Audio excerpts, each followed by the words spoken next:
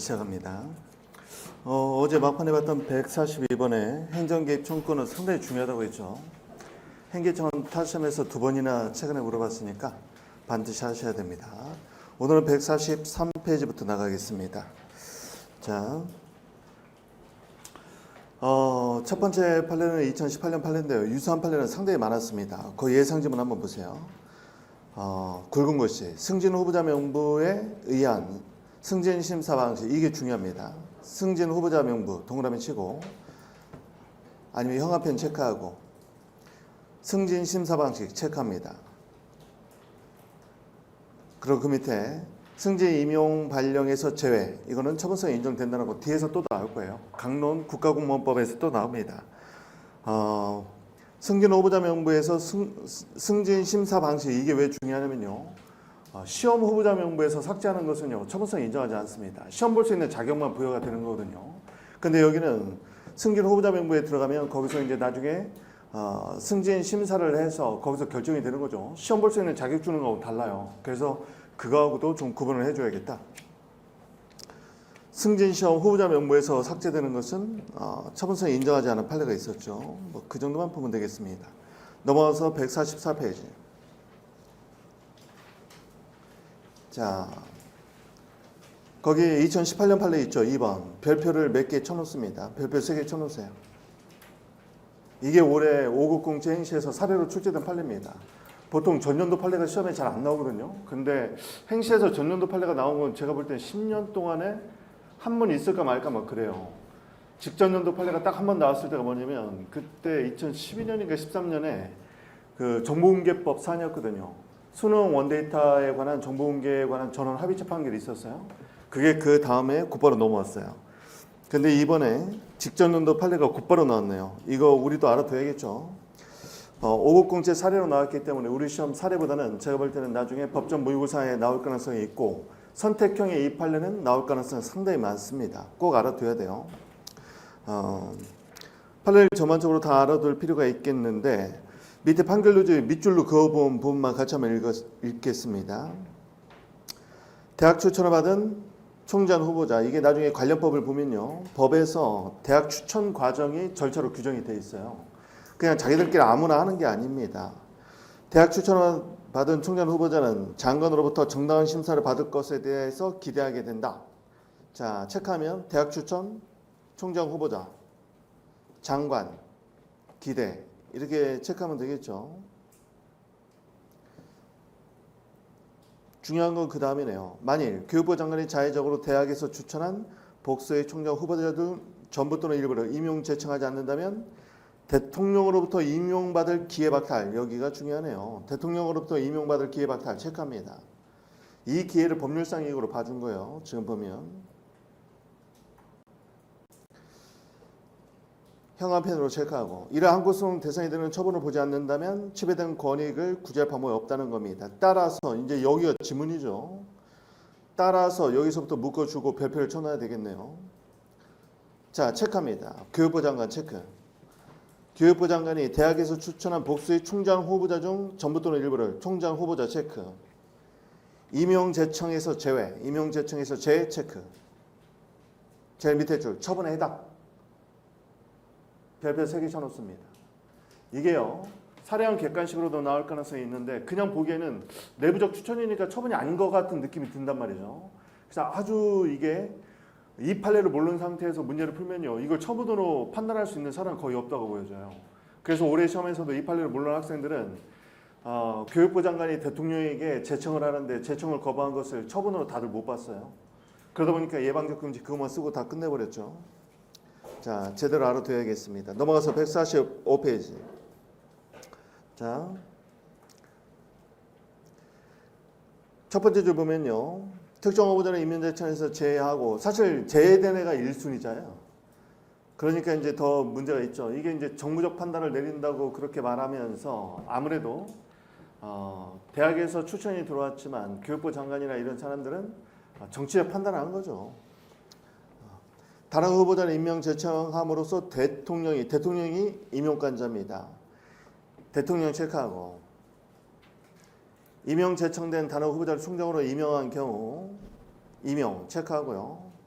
경우에는 그 심표 찍어 있는 데서 슬래시 끊어 주십니다. 임용제청에서 제외된 후보자는 대통령이 자신에 대한 총장 임용 제외 처분한 것으로 보아서 이것도 다툴 수 있는 거예요. 이것도 다툴 수 있게 된다. 대통령이 임용을 하면은 자신에 대한 임용 거부 처분이 있는 걸로 보는 겁니다. 가로 보세요. 대통령의 처분이 만약에 있다면 처분의 경우 소속 장관이 피고가 된다. 여기도 별표 쳐놓으세요. 대통령의 처분에 관해서는 소속 장관입니다. 이걸 법무부 장관 해서 틀리게 지문을 만들기도 하죠. 소속 장관에서 줄 빼고요. 법무부 장관 X입니다. 법무부 장관은요. 국가를 대상으로 할 때요. 국가를 대상으로 할 때. 국가를 대상으로 할 때 소송 수행하는 게 법무부 장관이지 대통령의 처분에 관해서는 주무부 장관이 되는 거예요. 따라서 이건요. 피고도 물어볼 수 있겠죠. 사례형 객관식으로 물어본다면. 그리고 피고니까 이런 것들은 기록형으로 내도 참 좋겠네요. 누구를 피고로 삼아야 되는지. 그 다음 밑에 봅니다. 이러한 경우 교육부 장관의 임용 제청 제외 처분을 별도로 다툴 소이익은 없어진다. 여기도 체크해 놓습니다. 보세요. 대학에서 추천을 했죠. 교육부 장관입니다.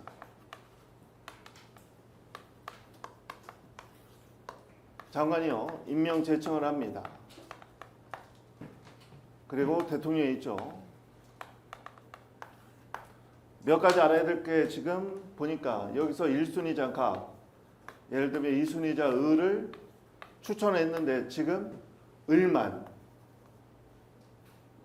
지금 대통령에게 교육부 장관이 제청을 한 겁니다. 첫 번째 알아야 될 건 뭐냐면요. 갑에 대해서 교육부 장관의 임명 제청을 하지 않은 거, 이것도 거부 처분을 본다는 거잖아요. 지금 그게 144페이지에 있습니다. 임명 제청에서 제외한 거, 장관의 임명 제청 제외 한 곳의 대상이 되는 처분이다. 처분. 일단 이것도 중요하고요. 두 번째. 대통령이 그런데 을을 임명해 버리면요. 갑에 대해서는 거부 처분이 있는 걸로 보겠다는 겁니다. 대통령의 임명이 있으면 임명에서 제외된 자는 갑이죠. 지금 여기서는 거부 처분이 있는 걸로 보겠다는 겁니다. 세 번째. 이렇게 1번, 2번이 묶여지면 이때는 소위과 관련해서 종국 처분이 나온 거죠. 임명 제청은 처분성, 여기서 판례가 말하지는 않았지만 중간 처분의 성격을 갖는 겁니다. 뭐 이렇게 표현을 하지 않았지만 왜냐면 결국 대통령의 총장 임용 처분이 종국 처분이죠.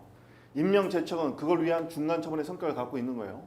따라서 대통령 임명이라는 종국 처분이 나오면 중간 처분을 다툴 소익은 없어진다는 이거 내용까지 알아두셔야겠고, 마지막 네 번째, 대통령의 임명과 관련해서는요.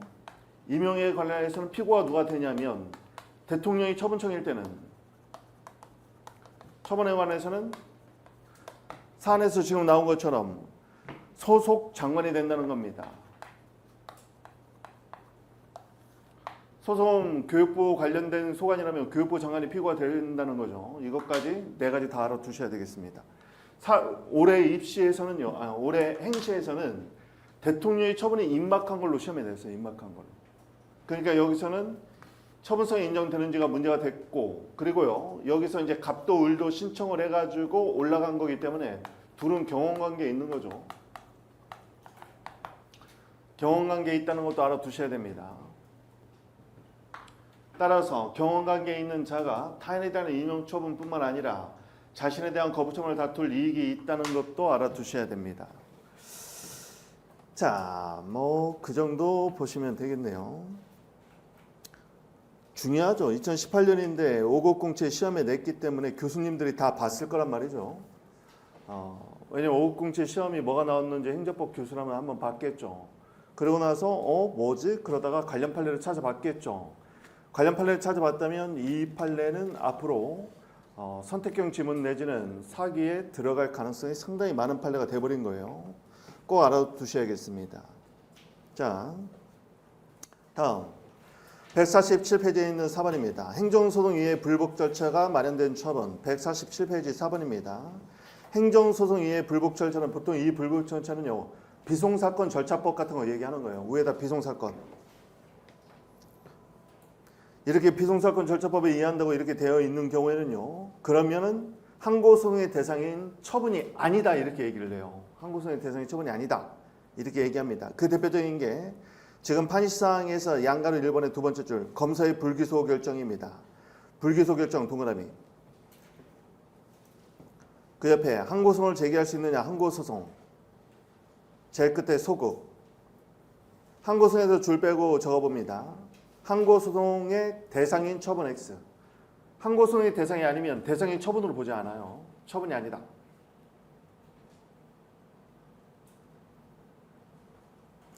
자, 왜냐면 이런 경우에는요.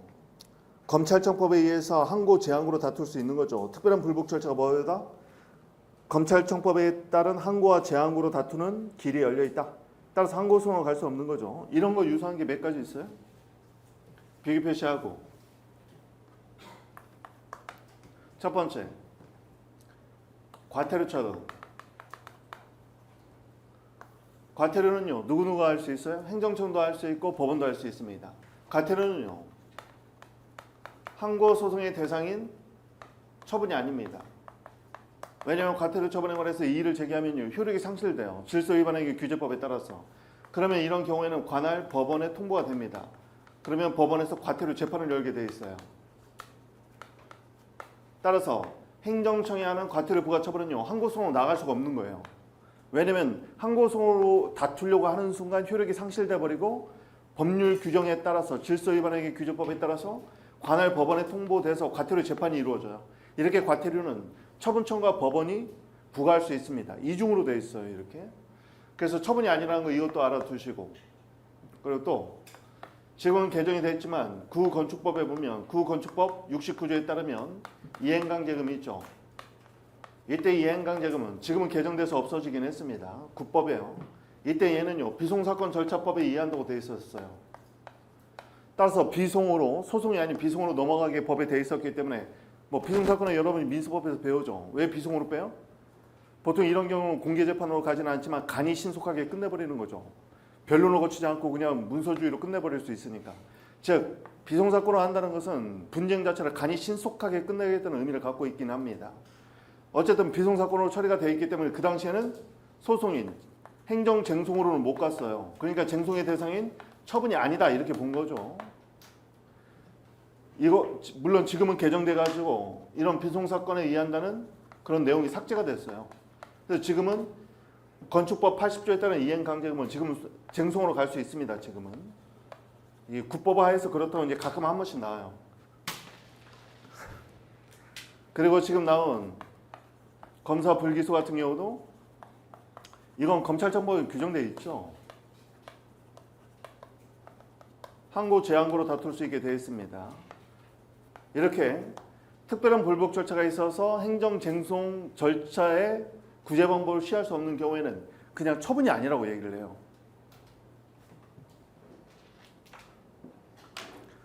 뭐 유사한 게 또 뭐 있어요? 여기 보세요, 여러분. 형사 고발 조치. 근데 이 고발 조치를요, 행정기관이 할 때가 있거든요. 예를 들면 공정위에서 고발 조치한다 이런 경우에는요. 이런 고발 조치 자체는 다툴 수 없는 거죠. 왜? 이런 고발 조치는 결국 형사 재판 절차를 통해서 구제가 될 수 있는 거죠. 그래서 고발 조치 자체를 행정쟁송으로 다툴 수 없다. 이런 것도 이제 가끔 지문에 한 번씩 나오는 거죠. 넘어갑니다. 넘어서 148페이지 뭐 5번 판례는 그렇게 중요하지 않은데 6번 판례가 중요하죠. 6번 별표 쳐놓습니다. 중요했고 그래서 이미 기출도 됐어요. 자, 기출 지문만 정확히 보면 되는데 왜 중요하냐?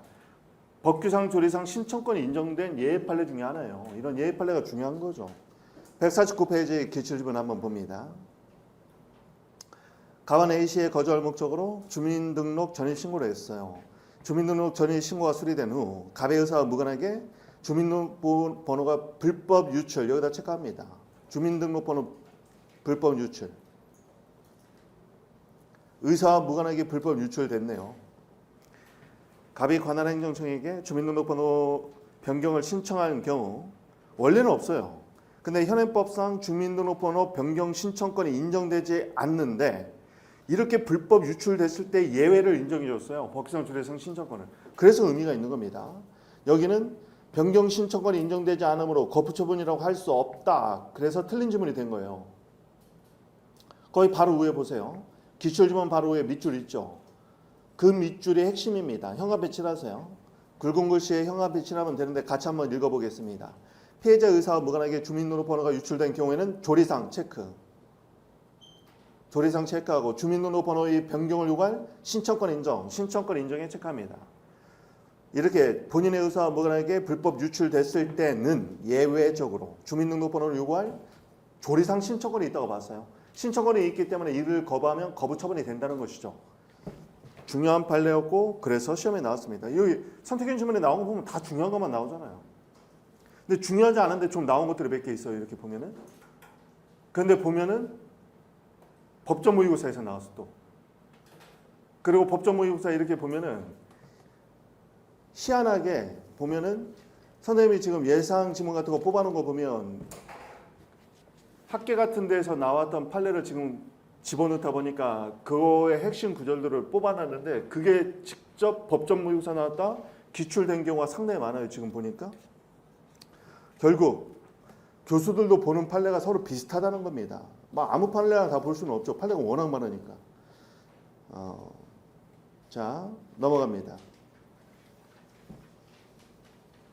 150페이지 한번 보세요.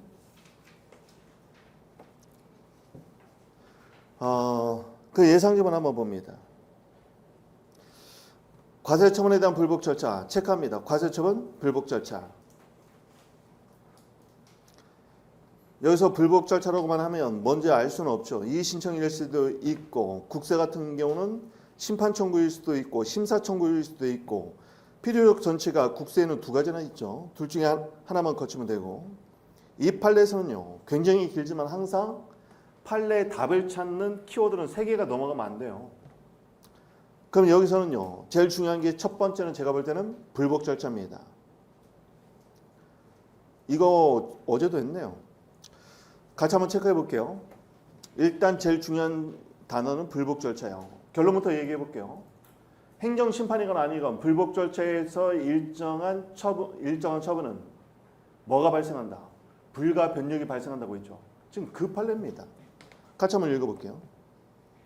불복 절차 과정에서 부부사이가 옳다고 인정해서 이에 따라서 필요한 처분을 하였을 경우 불복 제도와 이에 따른 시정 방법을 인정하고 있는 국세기준법 취지에 비춰볼 때 이런 말은 다 뭐 중요하지 않아요. 동일 사항에 관해서 특별한 사유 없이 이를 번복의 체크. 번복할 수 없다. 이게 불가변력이죠. 밑에 불가변력. 번복하고 종료가 동일한 처분하는 것은 허용될 수 없다. 왜? 불가변력이 발생하기 때문에. 무슨 말인데? 불가변력은요. 준사법작용인 행정심판 재결뿐만 아니라 공신력 있는 일정한 불복 절차가 행정심판 절차가 준용되지 않더라도 공신력 있는 판단이기 때문에 그 판단은 불가변력이 발생한다. 따라서 번복할 수 없다. 이게 핵심입니다. 자, 넘어갑니다. 151페이지 한번 보세요. 이 예상지문은요. 그냥 가볍게 한 번만 보십니다. 왜냐면 좀 너무 전문적인 내용이네요. 그나마 본다면 2번 정도만 체크하면 되겠습니다. 재조사 결정이라는 게 이게 변형 결정이거든요. 심판에서 재조사 결정이라는 게 있어요. 이에 대한 판단이기 때문에 이론 실무에서는 상당히 중요한 내용인데 시험에 내기는 너무 전문적이지 않는가 그런 생각이 좀 들어요. 나중에 여러분들이 이제 실무에 간다면 심판을 제기를 많이 한다면 그때는 좀 알아둬야겠죠. 2번 한번 체크하겠습니다. 처분청원 체크. 처분청원 재조사 결정의 취지에 따라서 재조사 결정이 나오면요. 재조사해서 그 결과에 따라서 처분을 해야 되는 거예요. 재조사를 한 후 굵은 것이 보세요. 그 내용을 보완하는 후속 처분만을 할 수 있을 뿐입니다. 재조사 결정은 어떻게 보면요. 처분 자체가 문제 있다고 판단해서 재조사해서 새롭게 처분하라는 거예요. 그런데 세 번째 줄 보세요. 구체적 위법 사유에 관한 판단에 반하여서 당초 처분을 그대로 유지하는 것은 재조사 결정의 기속력에 반한다고 판례가 나온 겁니다. 이 판례는 실무적으로 상당히 이론적으로 의미 있는 판례긴 해요. 제조사 결정의 의미가 뭔지에 대해서 설치를 해준 거죠, 판례가. 이것도 하나의 변형 결정으로서 제조사 결과에 따라서 후속 처분을 해야 될 의무를 부과한 것인데, 그러지 않고 당초 처분을 그냥 유지해 버리면 이거는 제조사 결정의 기속력에, 재결의 기속력에 반한다, 지금 이렇게 본 겁니다. 내용적으로는 상당히 의미가 있는 판례기는 해요. 2번 정도만 체크하고 보면 되겠다. 넘어갑니다. 152번은 예상지문은 가볍게 읽어봅니다. 과징금 부과처분에 대해서 감액처분이 이루어졌다면 감액된 부분은 더 이상 다툴 이유가 없는 거죠. 이 다툴 필요가 없다? 이게 소익이 없다는 말이죠. 권리보호 필요니까. 가볍게 보셔도 상관없겠습니다. 넘어가서 154페이지 한번 펼쳐보세요. 2017년 판례인데 아직 법전 모의고사나 타 시험에도 기출이 되지 않았다면 중요도가 이제 좀 떨어졌다고 보는 거예요. 자, 거기 보면 1번 지문 정도만 체크하고 보겠습니다. 공정위가 부당한 공동행위에 관한 시정명령과 과징금 부과와 관련해서 자진신고자에 대해서 감경 또는 면제해주는 제도가 있잖아요. 자진신고자에 대한 감면제도가 있습니다. 그런데 시정명령 및 과징금 부과와 감면 여부를 분리해서 심리한다면, 그래서 별개로 의결했다면 어떻게 나중에 불복을 어떻게 할 거냐? 그 밑줄 다음을 읽어봅니다. 별개로 의결한 다음 과징금 등 처분과 별도의 처분서로 감면 기각 처분을 한 경우 처분의 상대방이 각 처분에 대해서 함께 또는 별도로 불복할 수 있다. 함께도 할 수 있어요. 왜냐하면 같이 연결되어 있는 거죠.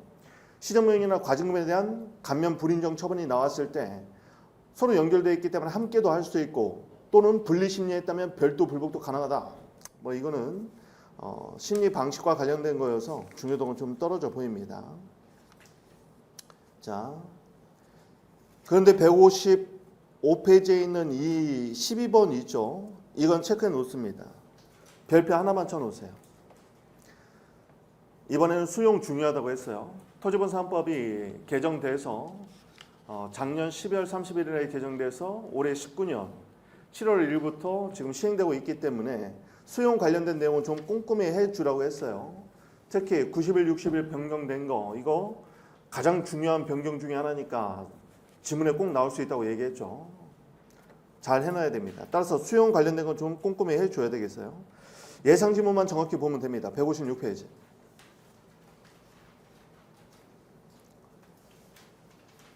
다 의미가 있어요. 1번부터 보겠습니다.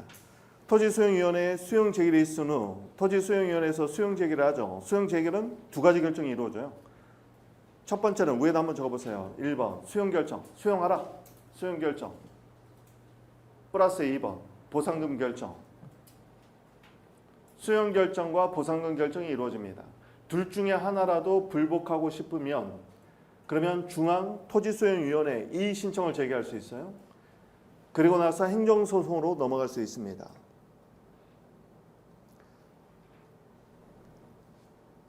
그런데 수용 제기에서는 방금 적은 것처럼 보상금 결정도 이루어지죠. 그런데 토지수용위원회에 수용 제기를 있은 후 토지소유자와 사업시행자는 다시협의해서 보상금을 다시 결정할 수도 있다는 거예요. 지금 다시협의 체크합니다.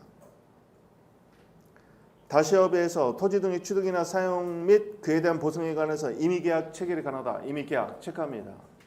그럼 계약의 성격은 줄 빼고 사법계약으로 보죠. 왜 이런 일이 있을까요? 수용 재결이 이루어지면 여기서 보상금이 결정되는데요. 보상금에 대한 불만이 있다면 그러면 이제 다투겠죠. 다투면서 이것이 중토의로 가고 소송으로 넘어가고 그러면 사업 진행 자체가 힘드니까 그 안에 일정한 타협을 모색하는 거예요. 소송으로 가서 서로 이렇게 지지부진하게 싸우지 말고 조금 더 줄게. 그러면 지토에서 얘기하는 것보다 우리가 보상금 조금 더 줄게. 적당한 선에서 해결하자. 이렇게 해서 해결하는 거예요. 쉽게 말하면. 그리고 토지 소유자 입장에서도 과도한 기대를 하고 있다가 예를 들면 나는 한 10억은 받아야 되는 것 같은데 버텼어요. 그런데 지금 보니까 사업시행자는 시업 택도 없어요. 안 돼요. 근데 계속 버팁니다. 근데 G2에서 나온 거 보니까 8억밖에 안 나왔어. 그랬을 때 사업시행자 봐라. 10억까지 안 되잖아. 대신 우리가 9억 줄게. 그러면 협의가 되는 거예요. 쉽게 말하면. 그걸 막을 까닭이 없는 거죠. 지금. 막을 필요가 없는 거잖아. 서로 분쟁을 안 하겠다는 건데. 지금 그 얘기예요. 지금.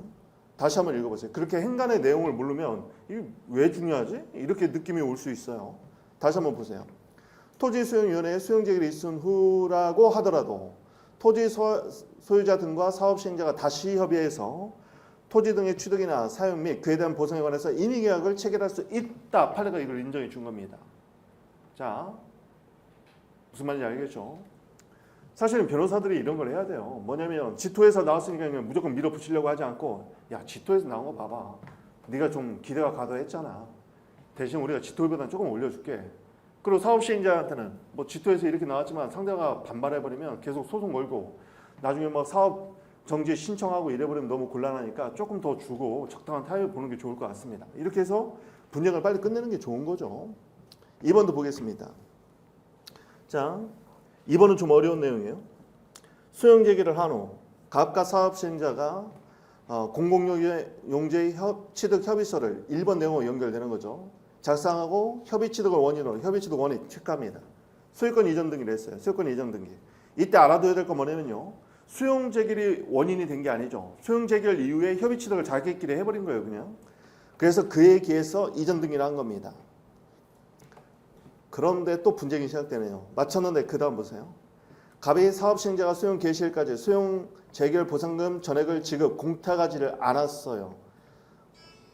자, 공탁하지 않아. 체크합니다. 원래 공탁을 해야 되는데 공탁을 하지 않아서 수용재결이 실효가 됐습니다. 수용재결 실효 체크. 그랬더니 수용재결을 무효 확인을 구하는 소송을 제기한 사안이에요. 밑에 두 번째 줄 밑줄을 봅니다. 갑이 수용재결의 무효 확인 판결을 받더라도 토지 소유권을 회복시키는 것은 불가능하고 왜 그렇죠? 이전 등기 원인이 뭐였기 때문에? 수용재결이 아니라 지금 뭐였죠? 수용재결 이후에 새롭게 체결한 협의 취득이 원인이 돼서 이전 등의 원인 사유는 협의 취득이었던 거죠. 따라서 수용 제기를 무효화시키더라도 이전 등기의 원인 무효가 되지는 않는다는 거예요. 지금 좀 어렵네. 그래서 무효 확인으로서 회복될 수 있는 권익이 남아있다고 볼 수 없다. 밑에 소익이 없다 이렇게 쓴 건데요. 말이 어려울 뿐이에요. 말이. 여기 보세요. 굉장히 간단한 거야. 말이 어렵고. 보세요. 수용 제기를 있었어요. 지토에. 보통 수용제기를 있잖아요. 수용제기를 있으면 여기서 수용결정과 보상금 결정이 있죠. 그러면 동시행 관계에 있어요. 서로. 사업시행자는 보상금을 줘야 되고 토지 등 소유자는 이전 등기를 해줘야 되는 거죠. 즉 수용 대상 토지에 대해서 토지 이전을 해줘야 되는 동시행 관계에 있습니다. 그런데 지금 토지 등 소유자가요. 만약에 토지를 지금 이전하지 않으면 그리고 보상금을 주려고 하면 동시행 관계는 안 받겠다고 하겠죠. 보상금 안 받아 토지 이전도 안 해줄 거야 이러고 있을 때 사업시행자 어떻게 해요? 공탁하는 거예요. 공탁하고 소송으로 넘어가서 반환 청구 소송을 제기하는 겁니다. 이렇게 가는 거거든요. 근데 문제는 뭐냐면 수용 제기를 있었지만 수용 제기에서 이미 수용 결정과 보상금 결정이 있어요. 그럼에도 불구하고 나중에 협의 취득을 할 수 있다는 게 지금 판례죠. 아무래도 수용 재개보다 보상금을 더 주는 걸로 협의가 됐겠죠. 그런데 그 다음 내용 보세요. 그런데 공탁을 하지 않아요. 보상금 공탁을 하지 않고 수용 재결이 실효가 됩니다. 즉 원래는 공탁을 해야 되는데 공탁을 하지 않아서 수용 재결이 실효가 돼요. 공탁이 없었어요. 근데 여기서 먼저 하나 쓰면 협의 취득에 따라서 이전 등기를 해줬는데 나중에 문제가 된 거예요. 간단하게 보면 이전 등기 원인은 얘가 돼버리는 거죠. 얘가 아니라는 겁니다. 그런데 나중에 공탁을 하지 않아서 문제가 되니까 수용 재결에 대해서 무효 확인 소송을 제기한 거예요. 그래서 지금 판례는 뭐라고 보냐면 수용 재결을 무효 확인하더라도 이전 등기의 원인은 얘가 아니라 얘였기 때문에 얘 무효 확인을 한다고 해서 회복되는 법률상 이익이 없다, 소익이 없다고 지금 얘기한 거예요. 쉽게 말하면. 얘가 원인이 아니라 얘가 원인이 돼서 이전 등기가 됐기 때문에 그런 내용입니다. 자, 밑에서 두 번째 줄 다시 한번 읽어보세요. 갑이 수용제기를 무효확인 판결을 받더라도 토지의 소유권을 회복시키는 것이 불가능하므로 왜냐? 이전 등기 원인 자체가 수용제기가 아니라 수용제기 이후에 협의 취득이었기 때문에 이 말이 숨어 있는 거죠 지금. 따라서 무효확인으로 회복될 수 있는 권익이 있다고 볼 수 없다 이렇게 본 거예요. 지금 숨어 있는 말들이 있는 거죠 지금. 그 정도 보시면 되겠습니다. 자, 넘어서 157페이지 예상지문 보면요. 소송 당사자가 누구인가는 법원의 직권조사 사항이죠. 뭐 이거는 뭐 당연한 내용이고 민소법을 배우니까 그렇게 어렵지는 않을 거로 보여집니다. 넘어가고요. 158페이지에 있는 예상지문 이 미얀마 국적 갑이 다른 사람 명의로 대한민국에 입국한 사안인데요. 그럴 때 누가 소송 당사자가 될 것인가 그런 내용이에요. 예상지문 한번 읽어볼게요. 미얀마 국적의 갑이 위명인 가짜인 을명의로 위명이니까 가장 인물을 세운 거죠. 을명의 여건으로 대한민국에 입국한 뒤 을명의로 난민 신청을 하였으나 법무장관이 을명의를 사용한 갑을 직접 면담해서 조사한 후 갑에 대해서 난민 불인정 처분을 한 사안에서 처분의 상대방은 누구냐? 위명을 사용한 갑이라는 겁니다. 실제 인물이다. 뭐 이 정도만 알면 되죠. 그 정도만 보면 되겠다. 그리고 159페이지 보세요. 예상지문인데 이거는요. 좀 감을 느껴야 돼요. 같이 한번 볼게요. 재심 판정이 징계처분의 정당성에 대한 판단을 그르쳤는지를 가리기 위해서는 징계위원회 등에서 징계처분의 근거로 삼은 징계사유 아직까지는 체크하지 마세요.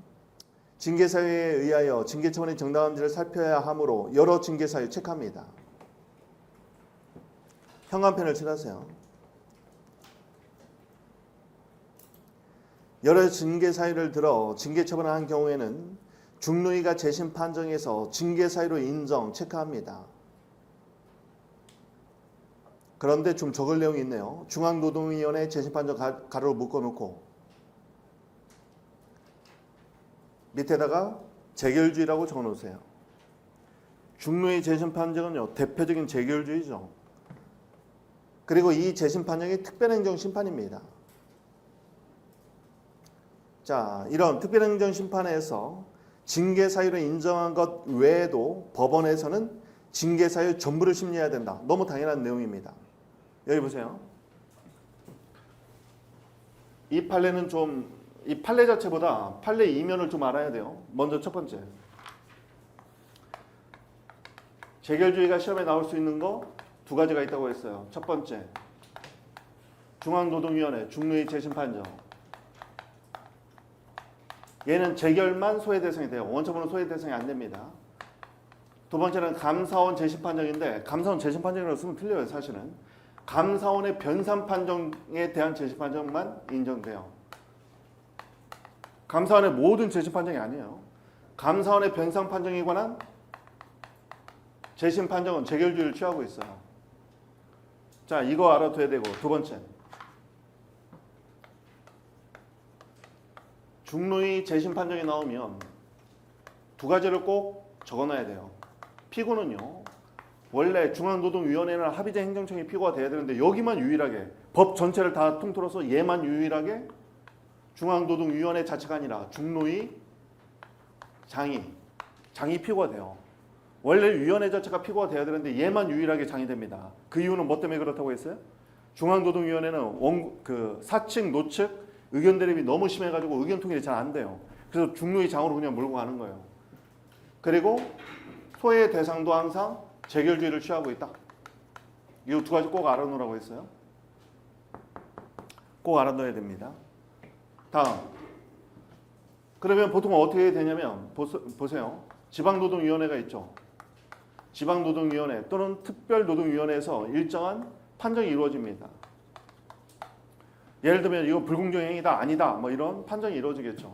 그럼 나중에 불복을 하면요. 중앙노동위원회로 가는 거예요.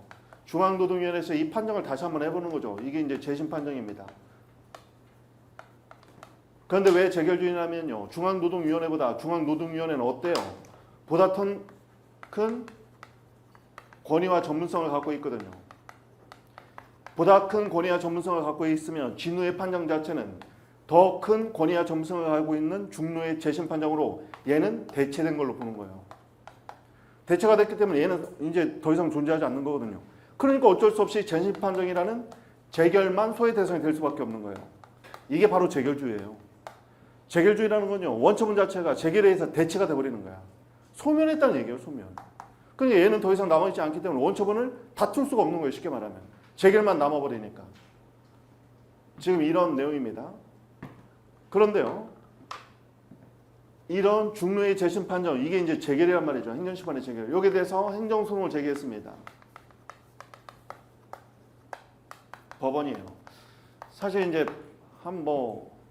제가 개인적으로 봤을 때는 원래 로스쿨 교육은 이런 식으로 좀 갔었어야 되는데 아예 교육 자체를 판례 사안 하나 가지고 막 분석하고 이렇게 가야 돼요. 이제 그럴 수 있는 교수님들 역량이 별로 없기도 하지만, 자, 우리가 시간이 없어서 그렇지만 보통 막 이런 식으로 이제 따져 들어가면은 논리가 이제 분명히 쓸 수 있거든요. 우리가 앞에서도 한번 얘기했어요. 법원은 얘는 쉽게 말하면 중노인은 이때는 합의제 행정청임에서 행정심판위원회 지위를 겸하는 거예요, 지금. 왜냐면 재심판정 자체가 특별행정심판이거든요. 따라서 얘가 행정심판인데 행정심판위원회 지위를 갖고 있는 거고. 근데 우리 저번에 이런 얘기 했네요. 자, 행정심판에서 주장하지 않은 사유를 법원에서 주장할 수 있어요, 없어요? 있다고 했잖아요. 그러면 중노의 판정에 중앙노동위원회, 즉 행정심판위원회 판정에 법원이 구속돼요, 안 돼요? 안 돼야지. 얘네는 법원이 아니잖아요. 얘네 판단에 구속된 것 같으면 행정심판으로 끝내지 무슨 소송으로 넘어가. 따라서 행정심판위원회 판단에 당연히 구속되지 않고 법원이 다시 판단을 해주는 거예요.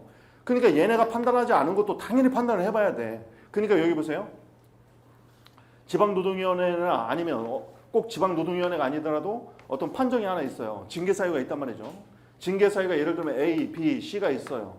그런데 중노에서 보니까 A, B는 징계사유에 해당되지 않는데 C가 해당된다라고 판단해가지고 재심판정이 나왔다고 봅시다. 그러면 법원 입장에서는요, 중노위가 인정한 징계사유만을 판단할 필요 없이 A, B, C를 다 판단해 보는 거예요. A, B, C를 다 판단해 보니까 B도 인정 가능하다. 그리고 중노위 니네가 말하는 C도 인정 가능하다. 여러 가지를 봐서 네 판단 자체가 논리는 문제가 있지만 결론에 있어서는 정당하다든지 이런 판정을 해줄 수 있단 말이죠. 얘가 C만 인정된다고 해서 법원도 C만 검토할 필요가 아니라 A시당초 원처분에 있는 나머지 징계사유도 다 판단해 볼 필요가 있는 거거든요. 자, 이거 좀 어려운 내용이니까 꼭 알아두셔야 됩니다. 좀 어렵지만 이걸 알아둘 필요가 있어요. 이거 굉장히 중요한 판례니까. 자, 징계사유 전부를 심리해야 된다는 겁니다.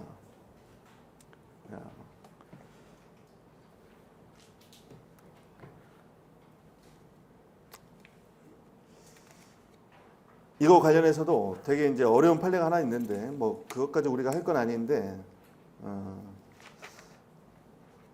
넘어가시고 160페이지 보세요. 예상지문. 이건 굉장히 많이 나왔죠. 우리 선택형 지문에서 기출 또는 법정 모의고사에서 많이 나왔습니다. 예상지문 한번 보세요. 법원은 행정처분 당시 행정처에 알고 있는 자료뿐만 아니라 사실심, 변론, 종결시까지 제출된 모든 자료입니다. 자료. 모든 자료의 체크. 변론, 종결, 모든 자료. 모든 자료를 종합해서 처분 당시 존재했던 객관적 사실을 확정하고 그 사실에 기초해서 처분의 위법 여부를 판단해야 된다. 근데 이때 조심할 게 있어요. 여러분 보세요. 구분점이 어딘지를 정확히 알아야 됩니다. 보세요. 자료는요, 사실심, 변론, 종결 전까지, 사변종까지 제출된 모든 자료를 다 고려할 수 있는 겁니다. 자료는. 그런데요,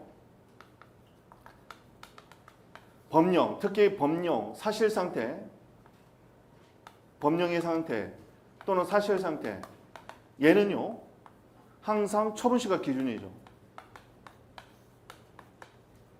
따라서 처분시 의 사실 상태, 법령 상태를 고려하면 안 돼요. 이게 바로 위법 판단의 기준시를 처분시로 본다는 판례 놓은 겁니다. 판례는요, 처분의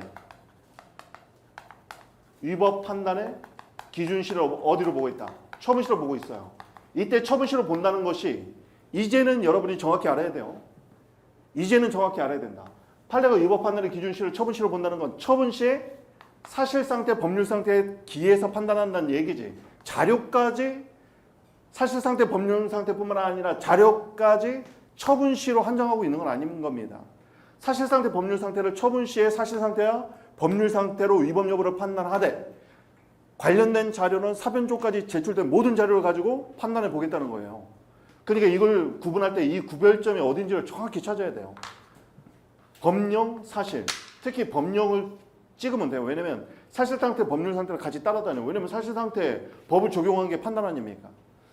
그러니까 자료라는 말하고 이 법령이라는 말을 구분할 줄 알아야 돼요. 이 법령은 처분시에 있었던 법령이어야 되고 자료는 변론 종결시까지 제출된 모든 자료로 판단하는 거예요.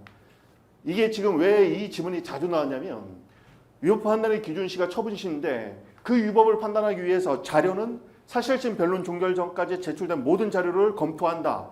이게 순간적으로 헷갈릴 수 있다는 거예요. 처분시 때 왜 사실심 변론 종결시가 나오지? 그래서 착각해서 자꾸 틀리니까 내고 싶은 거예요, 교수가. 그럼 우리는 구별점은 어떻게 된다?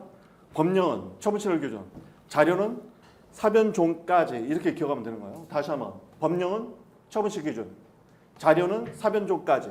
그럼 끝나는 거예요, 그냥. 말을 길게 막 끌 필요가 없어요. 이렇게 가장 핵심이 되는 구절을 딱 잡아놓으면 말해서 막 속이고 이래도 자료는 사변종까지, 법령은 처분시 기준. 더 이상 볼 거 없어요, 나머지는. 그런 식으로 가야 돼요. 자, 161페이지 한번 보세요. 거기 기출지문 있죠. 19년 변시. 이것도 상당히 중요한 지문이에요. 또 나올 수 있으니까 별표 쳐놓으세요. 이거는 나중에 뒤에서 보면 제가 이거 관련해서 유사한 지문 만들어 놓은 것도 있어요. 같이 한번 읽어보겠습니다. 일정한 법규 위반 사실은 행정처분의 전제 사실이 되는 한편 행정처분 체크. 한편 이와 동시에 형사법규 위반 사실이 되는 때 형사법규 체크. 양자는 전혀 다르게 들어가요. 왜냐하면 형사 판례는 형사 재판은 여러분이 알겠지만 피고인에 대해서 합리적 의심이 없을 정도가 돼야 입증이 돼야 유죄 판결이 가능하죠. 따라서 증거 불충분으로 무죄 판결이 나왔다고 해서 행정처분도 못하는 건 아니라는 거예요. 고려하는 게 전혀 다른 거죠. 따라서 세 번째 줄 보세요. 교비 횡령 유죄 판결이 확정되지 않은 상태에서 교비 횡령 유죄 체크. 확정되지 않은 체크. 교비 회계로 회복시키도록 하는 시정명령 체크. 할 수 있다, 이걸 기억하셔야 돼요. 시정명령, 적법 체크. 즉 형사재판과 행정처분과는 고려사항이 전혀 다르다는 겁니다. 이거 유사하게 계속 나올 거예요. 자, 나중에 유사하게 계속 나올 거다. 너무 당연해요, 근데. 왜 당연하냐면 여기 보세요, 여러분. 자, 형사 재판은요, 특히 형벌 같은 경우는 유죄를 할 때 지금 우리 형법은요, 고의범위 원칙이에요, 과실범위 원칙이에요? 고의범위 원칙이죠. 고의범위 원칙이고 과실범위는 예외적으로 규정되어 있는 경우에만 처벌할 수 있는 거 아니에요. 따라서 이 고의를 이중적 지위로 구성요건하고 책임에서 검토를 하는데 기본적으로 고의범위 원칙이기 때문에 고의과실이 없이는 형사처벌을 할 수가 없는 거예요, 지금 범죄에서는. 그런데 왜 무죄 판결이 나와도, 형사 무죄 판결이 나와도 이걸 기억해야 돼요. 너무 당연한 건데 형사 무죄 판결이 나오더라도 왜 행정상 제재 처분이 가능한가? 판례가 명확히 안 써놨는데 사실은 너무 당연한 거야. 왜냐면 형사 사건에서는요, 무죄 추정의 원칙이 적용되는 것도 막 그걸 써놨는데 그것보다 더 확실한 게 뭐냐면 형사 사건에서는 고의과실이 있어야 하거든요. 고의범위 원칙이고 고의과실이 있을 때 비난 가능성이 있을 때 처벌을 하는 건데 행정제재 처분은요, 원칙적으로 당사자의 주관적 사정을 묻지 않아요. 즉 행정법규 위반이라는 원칙적으로는 객관적 사실이 존재하면 행정제재 처분을 할 수 있는 게 원칙인 거예요. 그래서 원칙적으로는요, 행정제재 처분에서는 고의과실을 묻지 않는 게 원칙이야. 위반 행위만 있으면 나갈 수 있어요. 다만 우리가 어제 봤던 것처럼 법률에 착오가 있었을 때, 위법성 착오가 있었을 때, 정당한 사유가 있을 때는 예외적으로 제재 처분을 감면해 주는 경우가 있지만 원칙적으로 행정제재 처분은 행정법규 위반이라는 객관적 사실에 착안해서 나가는 거예요. 근데 여기는 고의과실이라는 주관적 사정을 따지죠. 행정법은 집단성 전형성이 중요하기 때문에 극단적으로 객관주의 표시주의가 관철되어 있어요. 당사자의 주관적 의사 이런 거 묻지 않는 거예요 원래. 따라서 여기는 고의가실이 없어서 무죄가 나왔더라도 행정법규를 위반한 객관적 사실이 있으면 제재 처분은 원칙적으로 가능한 거예요. 자, 이렇게 서로 다른 거예요 지금. 이게 가장 확실한 설명이에요. 이거 외에는 뭐 얘는 뭐 그 무죄 추정의 원칙이 있기 때문에 합리적 의심이 없는 증명이 돼야 되고 뭐 얘는 거기까지 필요 없고 뭐 이런 얘기도 있긴 하지만 사실 가장 중요한 건 이겁니다. 얘는 고의과실을 묻고 원칙적으로 고의범 처벌을 원칙으로 삼고 있지만 행정 제재 처분은 객관적 사실에 착안해서 나가는 거기 때문에 당사자의 주관적 의사가 제재 처분에 요건이 되진 않는다는 거예요 원칙적으로. 자. 따라서 유죄가 확정돼야 행정 제재 처분을 할 수 있는 거냐? 아닌 거예요. 전혀 다른 거야. 그것만 정확히 알면 됩니다. 넘어가고 162페이지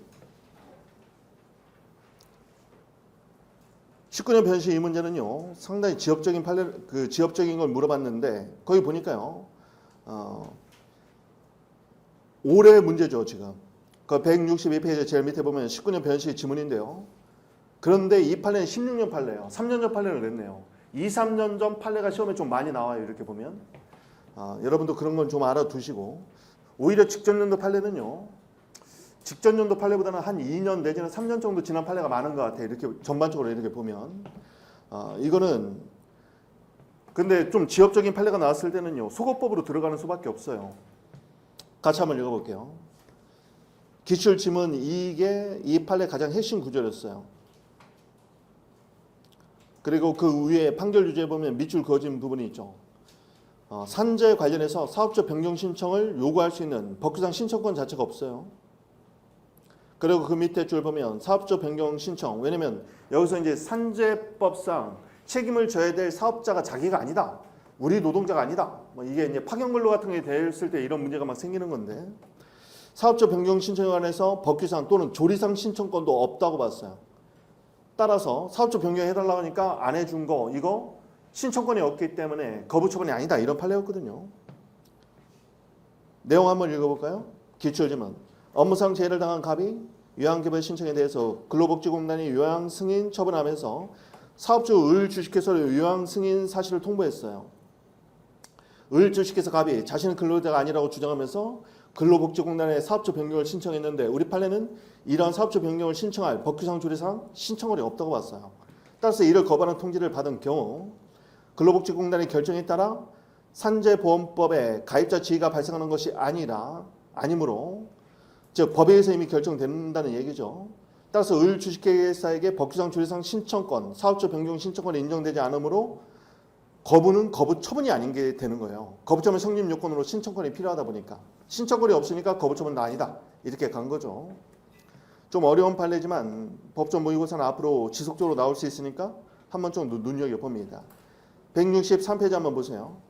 관련 판례가 중요합니다. 관련 판례 별표. 자, 제가 BK20이라고 산업단지 입주계약 해지만 적어드렸는데 2번 판례도 있다는 것까지 기억해서 공법상 계약의 해지의 처분성을 인정한 나머지 세 가지 판례를 다 모아놨습니다. 관련 판례 옆에다 적어놓으세요. 공법상 계약 해지의 처분성, 공법상 계약 해지 의사표시의 처분성, 인정된 시험에 나올 수 있는 세 가지 판례니까 이 세 가지 판례 다 체크해 놓습니다.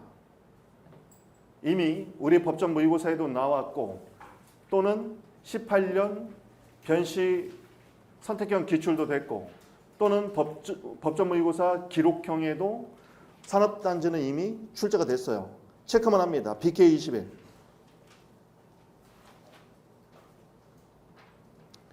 거기 보면요. BK21 사건에서는 같이 한번 읽어는 봅니다. 재단법인 한국연구재단이 가회사의 총장에게 연구개발비의 부당 집행을 이유로 블로블로 내려와서 세 번째 줄 협약을 해지하고 이 협약은 공법상 계약이 성격에 있었는데 협약을 해지하고 연구팀장 을에 대해서 국가연구개발사업에 3년간 참여 제한을 하는 통보를 한 사안입니다. 이 통보의 취소를 청구한 사안이에요. 즉 통보에 대한 취소를 제기한 사건입니다. 그런데 그 밑에 줄 또 봅니다. 을은 위 사업에 관한 협약의 해지 통보의 효력을 다툴 법률상 이익이 있다. 여기서 말하는 법률상 이익은 원고적 게 아니라 협의 소익의 법률상 이익입니다. 다만 을에 대한 대학 자체에 징계 요구한 것만 처분이 아니라고 봤고요. 대학 자체에게 네가 징계 좀 해봐 이렇게 요구한 것은 처분이 아니지만 그 외에 이루어진 것들은 처분성도 인정되고 소위까지 인정된 사안입니다. 그 밑에 화살표에 있죠. 2단계 BK21 사업에 위 사업에 관한 협약 해지 통보의 처분성 긍정. 대학 자체에게 징계를 하라고 요구한 것은 내부 행위에 불과해서 처분성이 부정된 사안입니다. 그런데 거기 보니까 2번도 있네요. 환경기술 개발 사업 중단 체크합니다. 키워드 잡아드릴게요. 첫 번째 쪽에는 협약 체결. 그 밑에 60점 미만. 60점 미만이 됐다는 이유로 그 옆에 연구개발 중단 조치. 연구비 집행 중지 조치 체크합니다. 넘어가서 밑줄 제일 끝에 보면 항고소송의 대상이 되는 행정처분이다. 행정처분 체크. 환경기술 개발 사업인데 BK21처럼 여기는 60점 미만을 떠올리는 게 제일 좋아 보입니다. 60점 미만의 주황색 체크. BK21하고 60점 미만을 떠올리세요. 다음 3번. 해지권 부존재 확인인데 산업집적법. 산업단지 내에서 입주계약 해지 체크합니다. 굵은 글씨 있죠. 산업단지 안 입주계약 해지 이렇게 체크하면 되겠습니다.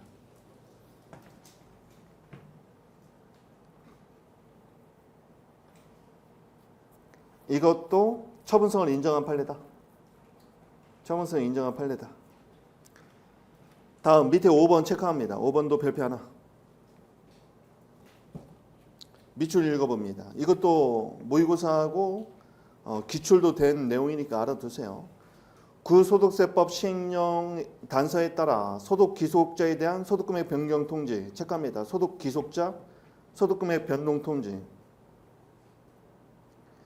이런 소득금액 변동 통지는 원천 납세 의무자인 소득 기속자의 법률상 지위에 직접적인 변동을 가져오는 것이 아니므로 처분이 아니다. 처분 아니다 체크합니다.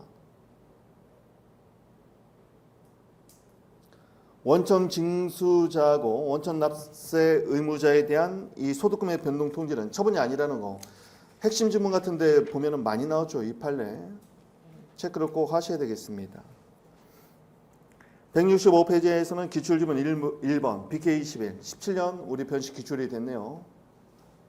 나머지는 계속 봤던 거고 4번 체크합니다. 4번은 올해 18회 사례 문제에 썼어야 될 내용이었네요. 처분적 고시에 관련된 내용입니다. 그래서 제가 계속 얘기하죠. 선택형 지문에 나왔던 판례들이 결국 사례 답에 써야 될 내용들이라고.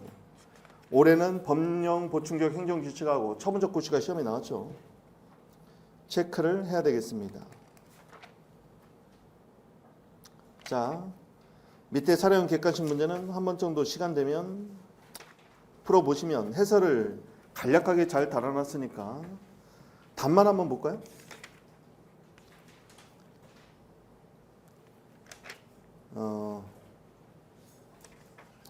거기 사례형 객관식 문제 안 읽어도요. 밑에 해설만 보세요. 한번 해설만. 가끔은 이렇게 역으로 들어가는 것도 의미가 있어요. 165페이지 제일 밑에 한번 보세요. 갑의 의무행 심판을 제기한 경우 도로 조명 허가는 기속행위이므로 이 단어에서 틀렸죠. 조명자가 나면 특허 재량이라고 했죠. 그러니까 얘는 틀렸고 넘어갔어. 2번은 좀 어려울 수 있었겠네요. 갑이 부작위 위법 확인 소송을 제기한 경우 법원은 을이 도로 조명 허가를 발급해 줘야 하는지를 심리할 수 있다. 이걸 뭐라고 불러요? 허가 처분을 해야 되는지까지 심리할 수 있는 걸 이게 실체적 심리설이라고 불러요. 위에다 실체적 심리설. 실체적 심리설 옆에다가 X. 안 돼요. 위에다가 다수월 판례는 뭘로 본다? 절차적 심리설만 취하고 있어요. 절차적 심리설. 다수월 판례 절차적 심리설이라고 쓰고 줄긋고. 절차적 심리설이라는 말은 뭐냐면요. 절차를 개시하지 않은 부작위 자체의 위법만 판단할 수 있다는 말입니다. 부작위의 위법만 이렇게 적어놓으세요. 부작위 위법만 판단할 수 있어요. 부작위 위법성뿐만 아니라 신청에 따른 처분을 해야 될 의무가 있는지까지는 판단할 수 없다는 거예요. 그게 실체적 심리설이에요. 다수월 판례는 절차적 심리설을 취합니다. 실체적 심리설을 취해버리면 의무행수하고 거의 유사해져 버려요. 그래서 틀렸고 5번 보세요. 갑이 제기한 부작위 위법 확인 소송에서 법원의 인용 판결이 있는 경우 을은 갑에 대해서 도로점용 허가 신청을 거부하는 처분을 할 수 있다. 이게 맞아요. 왜냐하면 이게 바로 절차적 심리선을 취했기 때문입니다. 자, 여기 보세요. 부작위 위법 확인 소송에서 심리 범위. 자, 부작위 위법 확인 소송에서 심리 범위와 기속료의 효력 범위. 다수할 판례만 기억하세요. 심리 범위는요, 절차적 심리설이에요. 절차 심리설이라는 건 부작위 위법만 심리할 수 있다는 겁니다. 즉, 처분 의무는 심리할 수 없어요. 처분 의무가 있는지 없는지. 효력 범위는 절차적 심리설이기 때문에 절차 개시만 하면 돼요. 절차 개시이기 때문에 인용 처분도 할 수 있지만 뭐도 할 수 있다. 거부도 가능한 거예요. 만약에 처분 의무까지 심리가 돼버리면 여기는 인용 처분만 해야 되거든요. 그게 아니라는 것만 기억하십니다. 원고 적격은 경원자 소송은 우리 시험에도 이미 출제가 됐죠. 경업자 소송, 과당 경쟁으로 인한 경영의 불합리 그 얘기입니다. 그 얘기는 그렇게 어렵지 않겠고 넘어가서 168페이지 외국인의 사증 발급 거부가 나오는데 판시상 한번 보세요. 외국인에게 사증 발급 거부 처분의 취소를 구할 법률상 이익이 있느냐 없다고 봤는데요. 이 사증 발부가 이거 비자 얘기하는 거죠. 비자. 그건 그렇게 중요하지 않은데 4번이 중요해요. 169페이지 4번. 이 4번은요. 국가인권위와 소방청정이 붙은 사건인데 시험에 아직까지 한 번도 안 나왔죠. 또 나왔어요. 근데 판례가 2018년 판례가 또 나왔어요. 나중에 보면 뒤에서 보면요. 9번 판례하고 똑같아요. 9번 한번 가보세요. 176페이지. 국가의 원구적격 2013년 판례가 나오죠. 2013년 판례가 나오고 지금까지 시험에 안 나왔는데 2018년에 똑같은 판례가 또 나왔어요. 논리도 똑같아. 170페이지 한번 봅니다. 누가 붙었냐면 국가인권위와 소방청장이 붙은 사건이에요. 양가를 이번에 국민권익위 소방청장 체크합니다. 자, 그 밑에도 한번 다 읽어봐야 돼요. 그 밑에도 한번 다 읽어봐야 되는데 시험에 지금 죽어라 안 나오는데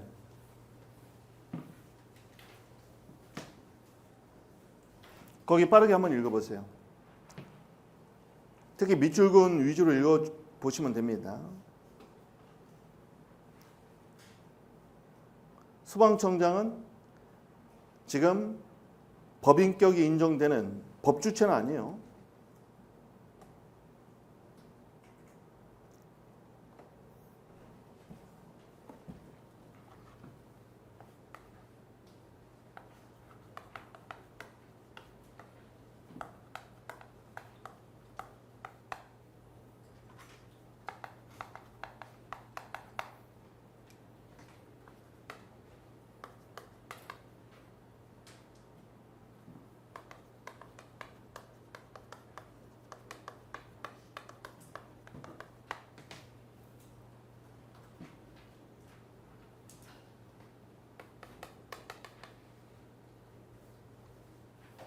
자, 여기 한번 보세요. 결론부터 알아야 돼요. 국민권익위의 이런 조치 의무. 그전 2013년 판례에서는요. 경기도 선관위장에게 했어요. 얘가 처분이 인정된다는 걸 일단 아셔야 되겠고 그리고 소방청장의 원구적격 인정 여부입니다. 만약에 답안지에 쓴다면 12조의 원구적격 법률상 이익의 의무와 법률의 범위를 간단히 써야 돼요. 핵심 쟁점은 두 번째가 되는 거죠. 두 번째는 뭐냐면 국가 등, 사실 얘는 등이에요. 국가기관이죠. 국가 등의 원구적격 인정 여부. 이게 이제 문제가 되는 건데 관련 판례만 정확히 써주면 됩니다. 판례는요 3단계로 가요. 3단계. 첫 번째, 다른 국가기관의 일반적 조치로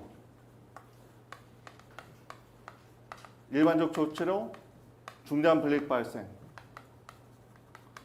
타 국가기관의 일반적 조치로 중대한 불이익이 발생합니다. 즉 국민권익위가요, 소방청장에게 13년 판례 같으면 경기도 선관위장에게 일정한 조치 요구를 하면 나중에 관련 법을 보면요, 이게 기록으로 나왔을 때는 기록자료에서 그 조문을 다 찾아줘야 돼요. 왜냐면 단순한 권고가 아니라 일정한 조치를 요구했는데 위반하면 나중에 형사처벌도 받을 수 있어요. 그래서 처분성도 인정되는 거고요. 이런 일방적 조치로 중대한 불이익이 발생합니다. 왜냐하면 관련 법에 따르면 형사처벌까지 받을 수 있는 굉장히 강력한 효력이 규정되어 있어요. 국민권익위법에서. 명박이 때 만들어서 저런 건데. 두 번째는, 그런데 이것을 다툴 별다른 방법이 없는 거예요. 근데 이 별다른 방법과 관련해서 세분화해서 이게 쓰는 게 핵심이야, 이게. 첫 번째는요, 내부 조정이 되는지, 행정부 조직 내에서의 내부 조정이 되는지, 두 번째는 기관 소송의 대상이 되는지, 또는 권한쟁의를 먼저 써야 돼요. 권한쟁의가 우선이죠. 권한쟁의 또는 기관 소송. 경기도 선관위 때도 마찬가지였는데 내부 조정이 되려면 공통 상급기관이 있어야 돼요. 양자의 업무를 관통하는 공통 상급기관이 있어야 되는데 이게 없으면 내부 조정이 안 되는 거죠.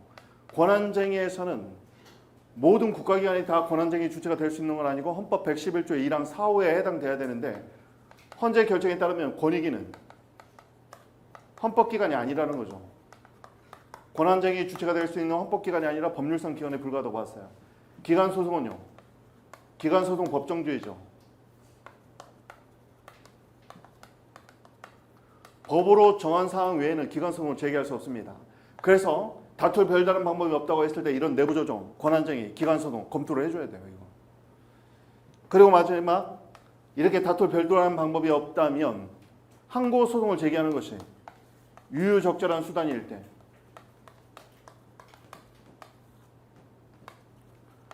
이때 두 가지를 다 검토해줘야 돼요. 왜냐하면 소송 능력은, 당사자 능력 자체는 자연인, 법인, 비법인, 사단, 재단만 인정되기 때문에 얘는요, 소방청장이나 중앙선관위장 같은 경우는 행정주체가 아니거든요. 비법인, 사단, 재단도 아닙니다. 그래서 당사자 능력이 없어요. 그래서 판례는 이런 세 가지 요건을 갖추면 당사자 능력, 즉 당사자 적격의 논리적 전제죠. 당사자 능력 또는 원고 적격이 인정된다, 이렇게 봐요.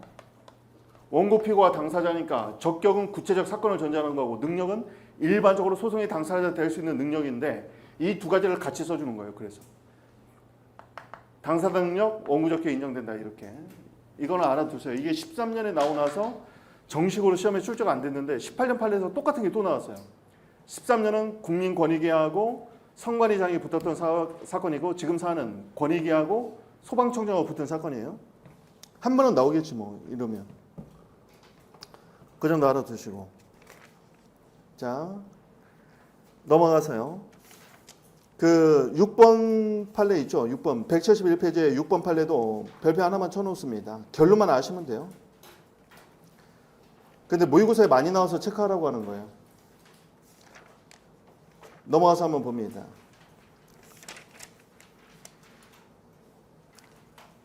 자, 예상지문 한번 보면요. 입주 예정자가 건물에 대한 사용 검사 처분에 다툴 이익이 있느냐, 이런 말인데 이익이 없다, 이것만 기억하세요. 키워드 체크는요, 입주 예정자, 사용 검사 처분, 법률상 이익 없다, 이렇게 체크하면 됩니다. 무슨 말이냐면요, 입주자 또는 입주 예정자가 있어요. 쉽게 말하면 아파트 입주 예정자가 있는데 문제는 지금 여기서 보니까 사용 검사 처분이죠. 이게 왜 중요하냐면 사용 검사 처분이 통과돼야 이제 입주를 하게 되는 거거든요. 근데 지금 입주 예정자들이 보니까 뭐가 있냐면 하자가 있더라는 거예요. 하자가. 이게 우리나라 문제점이죠. 이게 선분양 제도 때문에 이 문제가 되는 거예요. 모델하우스만 보고 그냥 계약해서 들어갔는데 막상 만들어 놓으니까 모델하우스에서 봤던 거하고는 전혀 다르게 막 하자가 많이 있는 거예요. 만들어 놓은 상품을 보고 들어가야 되는데 지금 그렇게 안 되는 거죠. 후분양제가 안 돼 있는 거죠. 그러니까 입주 예정자들이 하자가 많다 보니까 사용검사 처분을 받으면 이제 입주가 개시가 되는데 이게 왜 문제가 되냐면 사용검사 처분이 통과돼가지고 이제 입주 개시가 되잖아요. 그런데 하자가 있다고 안 들어가면 나중에 이게 지연이자를 내야 돼요. 보통 막 한 달에 100만 원씩 이렇게 지연이자가 나갑니다. 근데 사용검사를 통과하지 못하면 입주 안 해도 되는 거죠. 쉽게 말하면. 그러니까 이제 사용검사 처분을 취소시키려고 하는 거예요. 그러니까 어떻게 보면 입주 예정자들이 제 개인적으로는 이거 법률상 이걸 인정해 줬어야 됐을 것 같은데 안 해줬어요. 안 해준 이유는 뭐냐면 판례를 이렇게 봤어요. 사용검사 처분은 살 수 있는지 이런 것만 확인하는 거기 때문에 이걸 취소한다고 해서 하자가 없어지는 것도 아니고 하자 없애려면 민사로 다투라는 거예요.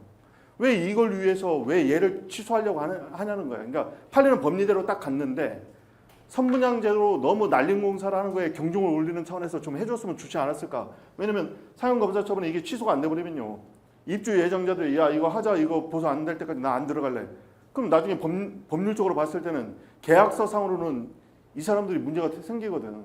원래 입주 마감일 지나면 이제 한 달에 뭐 한 100만 원씩 이렇게 지연이자를 내야 돼요. 그게 그 날짜가 딱 있어. 한 2달인가 이렇게 줘요. 2달 동안 입주 안 하면 나중에 막 지연금 내고 그래야 되거든. 지원금 안 내려고 이거 하는 거예요. 이거. 사용검사 취소해서 이거 못 살 집이다. 아, 근데 내가 들어가야 되는데 못 살 집이다. 이렇게 하기는 좀 그렇잖아. 그러니까 빨리 사용검사 취소해버리면 니네가 하자를 보수한 다음에 다시 받아라. 그런 다음에 우리가 들어갈게. 이런 논리 구조였단 말이죠. 근데 판례는 사용검사는 사용검사 처분이 취소가 된다고 해서 하자가 없어지는 것도 아니고 이건 민사로 다툴 문제고 좀 네가 이걸 가지고 다툴 실익이 없다. 실익이 없다. 필요가 없다. 협의 소익이 없다는 말이죠. 그렇게 갔던 사안이에요. 그 정도 보시고. 자, 그래서 거기 보면 세 번째 줄에 그런 말이 나오는 거예요. 거기 보면 다 읽어볼게요. 건축물에 대한 사용검사 처분에 무효 확인을 받거나 처분이 취소된다 하더라도 사용검사 전의 상태로 돌아가 건축물을 사용할 수 없게 되는 것을 그칠 뿐 곧바로 건물의 하자 상태가 제거되거나 보완되는 것은 아니므로 민사소송을 기하지 않고 이 말은 뭐냐면 민사소송으로 다퉈야 될 문제를 왜 여기까지 끌고 왔어? 이런 말이죠. 사용검사 처분의 무효 확인 취소를 구할 법률상이 여기는 소의 이익으로서의 법률상이 얘기하는 거죠. 그 정도 보시면 되겠습니다. 그리고 거기 173페이지 보면 기출지문이 있죠. 원천 납세 의무자와 원천 징수 의무자 이 단어가 나오면 대부분이 막 소익이 없다, 처분이 아니다 막 이런 식으로 가요.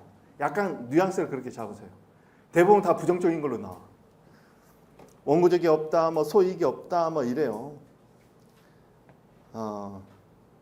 뭐 원천 징수 일비스가 하는 거고 원천 납세 제가 하는 거죠. 근데 그거 변경 통지를 하건 뭐 하건 결국 나갈 건 나간다 이런 의미예요. 나중에 자세히 들여다보면 8번 자연 생태도도 뭐 한 번씩 이렇게 자주 나와서 지금 제거를 안 했는데 거기 예상지문만 보세요.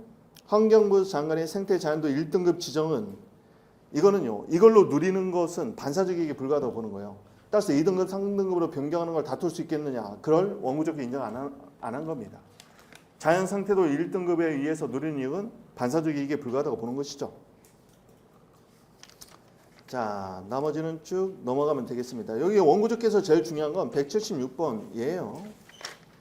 176페이지에 4번하고 연동되어 있으니까 국가 등의 원고적계 이게 제일 중요합니다. 그거 외에는 별로 중요하지 않아요. 그리고 177페이지에 보면 건축협의가 나오죠. 건축협의 체크합니다. 건축협의는요. 국가하고 지자체가 하는 경우도 있고 지자체 상호간에 하는 경우도 있어요. 그렇지만 선택형 지문에서 뭐만 알면 되냐면 건축협의라는 말이 나오면 항상 처분 인정 이렇게 보면 돼요. 위에다 처분 인정. 따라서 건축협의를 취소하거나 거부했다? 그러면 다 처분성 인정됩니다. 국가하고 지자체가 하는 경우 또는 지자체 상호간에 건축협의를 하는데 건축협의를 거부하면요. 건축허가가 안 나와. 그러니까 처분성이 인정된다고 봐준 사안이에요. 그것만 알고 있으면 다 맞출 수 있어요. 넘어가서 178페이지. 예상지문이 다 그런 내용입니다. 거기 보면 1번에서는요. 체크는 건축협의 취소는 처분에 해당된다. 거기만 체크하면 되고 그리고 지자체는 건축협의 취소에 관해서 원고적계에 있다. 세 단어는 지방자치단체, 건축협의 취소, 원고적계. 동그라미 3번도 마찬가지네요. 건축협의 거부, 항고소송 제기 할 수 있다는 겁니다. 179페이지인데요. 국가가 기간이임 사무에 대해서 단체장을 상대로 취소를 제기할 수 있느냐? 없다. 이거는 이제 상식적인 거니까 알아두세요. 왜 그래요?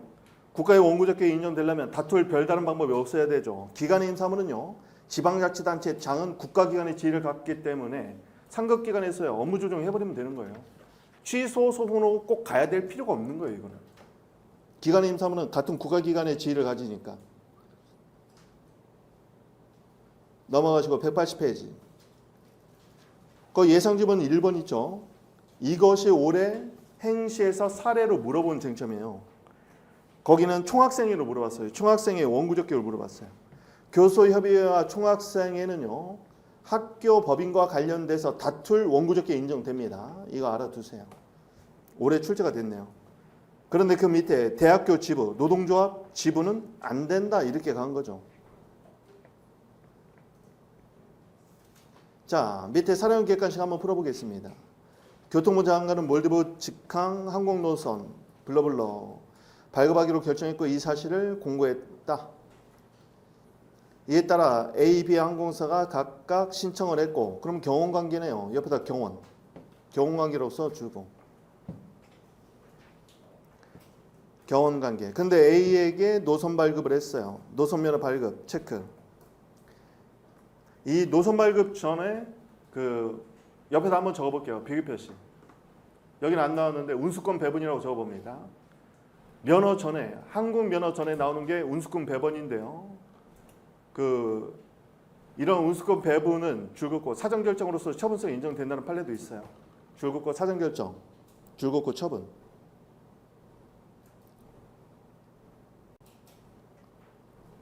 즉 이런 노선 배분을 해요. 노선에 따른 운수권, 예를 들면 하루에 몇 회 운항할지 이런 것들을 결정하는 게 있는데 그걸 사전 결정으로 봐요. 노선 면허 처분에 이게 종국 처분이 되는 거죠. 자, 1번부터 보겠습니다. 비항공회사는 제일급은 원구적격 인정되지 않는다. 경원자 관계니까 원구적격 인정되겠죠. 1번은 틀렸고. 자, 2번이 중요한데요. 비항공사가 자신에 대한 거부 처분을 다툴 이익이 있느냐. 이익이 있다는 판례 있죠. 이거 꼭 알아둬야 돼요. 이게 올해 행시에도 출제가 된 거고, 사실은 제가 올해 우리 시험에 출제될 거라고 제가 작년에 굉장히 미뤘었는데 우리 시험이 아니라 지금 행시로 출제가 된 거예요.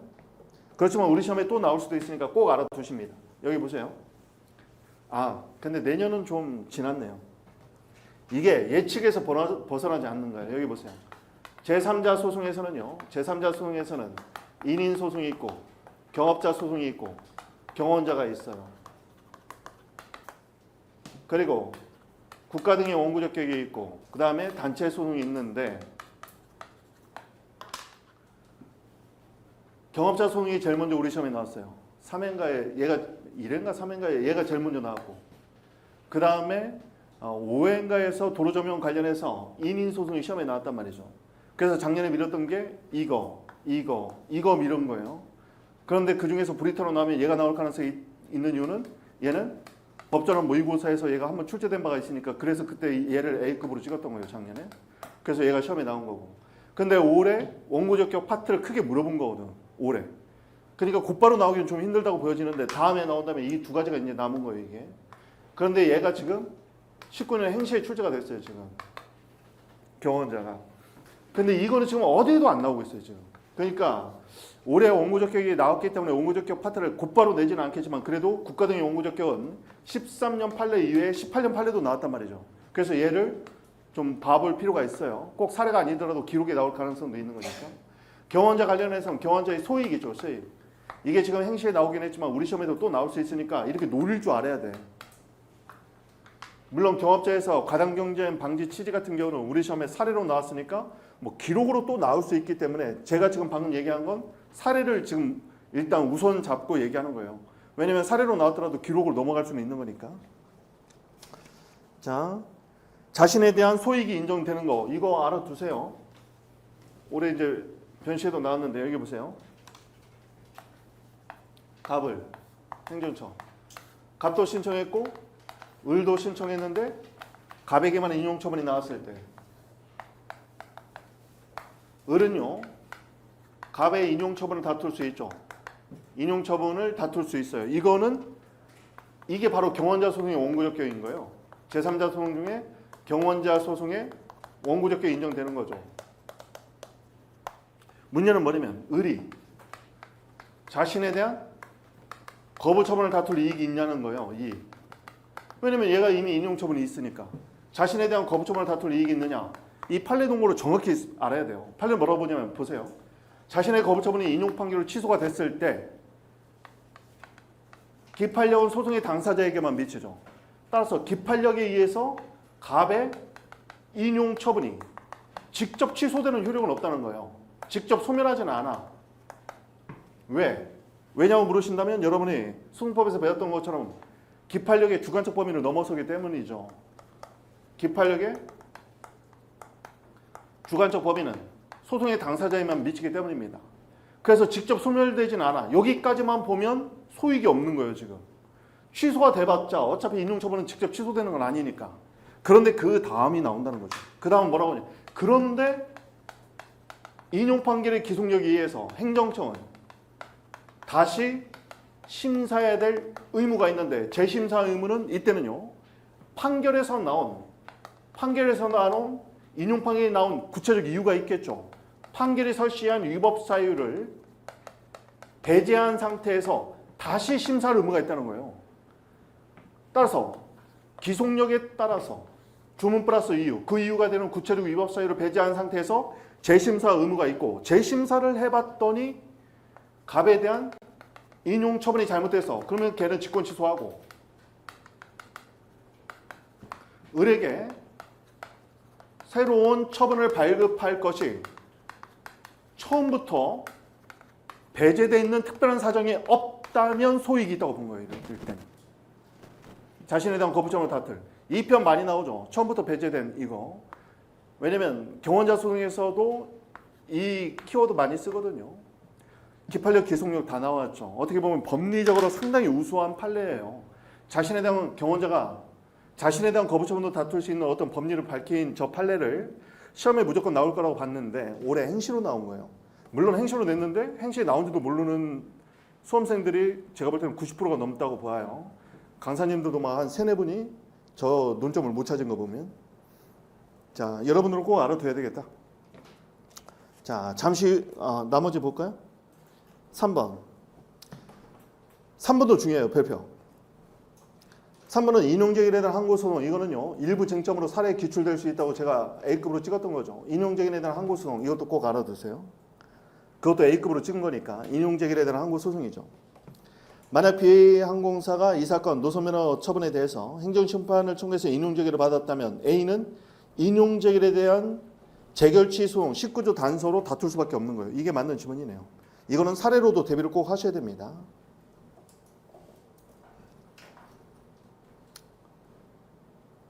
뭐 4번은 그냥 읽어봐도 되겠고 이제 경업자 소송 얘기해놨네요. 경업자. 기존 업자가 신규 면허를 다투는 경업자 소송 할 수 있는 거죠. 잠시 휴식을 취한 다음에 협의 수익을 나가도록 하겠습니다.